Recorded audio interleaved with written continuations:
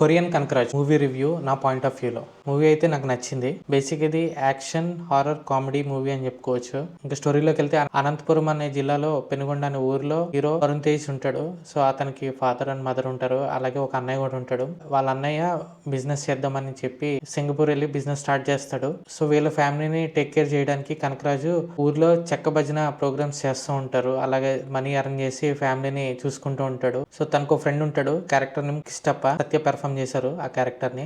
అతను ఒక photographer. Studio కూడా ఉంటుంది. అండ్ వీళ్ళిద్దరూ చాలా మంచి friends. So heroine Kia showroom లో పనిచేస్తూ ఉంటుంది. సో తనకి ఒక డ్రీమ్ ఉంటుంది, లైక్ కొరియా వెళ్ళాలి, కొరియాలో ఉన్న అబ్బాయిని పెళ్లి చేసుకోవాలి అనే ఒక డ్రీమ్ ఉంటుంది. సో తనని కనకరాజ్ చూస్తాడు.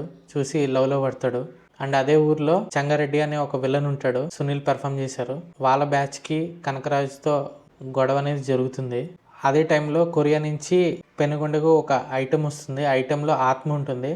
సో అప్పటి నుంచి కనకరాజ్ బాడీలో చాలా డిఫరెంట్ వేరియేషన్స్ అనేవి జరుగుతూ ఉంటాయి. హీరో, హీరోయిన్ అండ్ అలాగే సత్య కొరియా వెళ్ళి ఆత్మ ఎవరిది ఏంటి అనేది కనుక్కోవడానికి ట్రై చేస్తారు. అసలు అక్కడికి వెళ్ళాక ఏం జరిగింది, మరి ఆత్మ తినలోకి ఎందుకు ప్రవేశించింది, కనకరాజు కొరియన్ కనకరాజుగా ఎందుకు మారాల్సి వచ్చింది, ఇవన్నీ మీరు తెలుసుకోవాలి అనుకుంటే ఖచ్చితంగా ఈ మూవీ అయితే చూడాల్సిందే.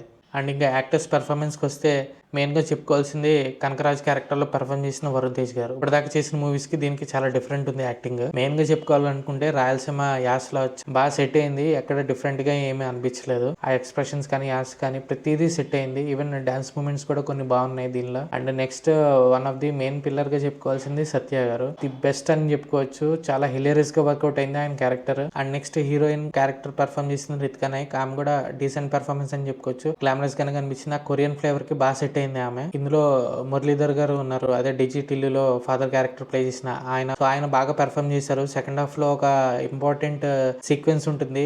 ఆయనకి వాళ్ళ కొడుకు సత్య అనమాట. సో వీళ్ళిద్దరు ఫాదర్ అండ్ సన్ మధ్యన ఒక సీక్వెన్స్ ఉంటుంది సెకండ్ హాఫ్ లో. చాలా హిలేరియస్ గా వర్కౌట్ అయింది. చాలా బాగుంది. సో ఇలా చాలా మంది ఉన్నారు.